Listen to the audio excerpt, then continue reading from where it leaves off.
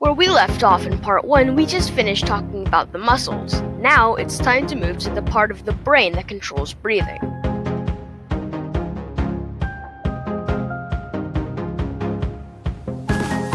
Then we have to see about the brain, the gooey blob of neurons and fat and protein that's floating around in a bunch of cerebrospinal fluid in your head right now. The medulla oblongata, more commonly known as simply the medulla, is right where the spinal cord and brain meet.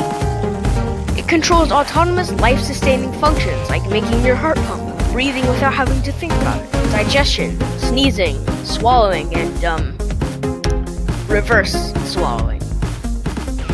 As for breathing, it sends a continuous stream of electrical signals to said respiratory muscles, ensuring that they contract and relax regularly.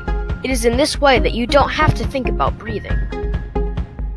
The brain also needs to take into account both the atmosphere around you and how much oxygen you need. During exercise or when scared, your heart rate and your breathing rate go up so you have a larger supply of oxygen in your body. When the atmosphere around you contains toxins, such as when you are in a cloud of city smog, your breathing rate naturally goes down. This is used to avoid breathing in these toxins or irritants and damaging your lungs.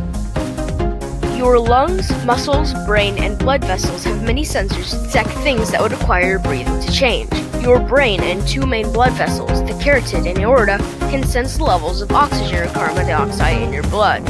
And your airways are sensors that detect lung irritants or particulate matter that would damage your lungs. These sensors trigger sneezing and coughing, meant to expel said matter. In people who have asthma, these sensors may also cause the muscles around the airways to contract, making the airways smaller, and thus, it's harder to breathe.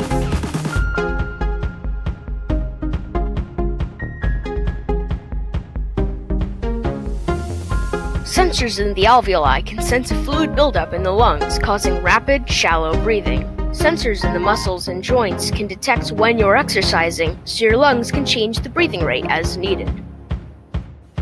Breathing is an extremely delicate process. Any damage to the system can cause severe problems.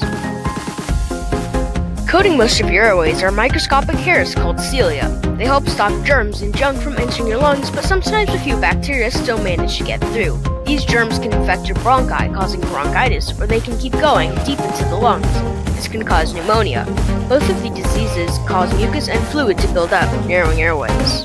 If you constantly breathe in smoke or pollutants, you could damage airways and alveoli. This is called COPD, or chronic obstructive pulmonary disease. Once again, it hinders airflow, but also the gas exchange that takes place in the air sacs. But what happens if you damage the brain, perhaps in a concussion or a car crash? The nerves that control your respiratory muscles run from the brain to these muscles, and damage to the upper spinal cord can make you stop breathing. Yes, you won't be able to breathe until a machine called a ventilator is used to help. And that's the lungs. Thank you for listening in to this episode of Getting Smarter. See you next time.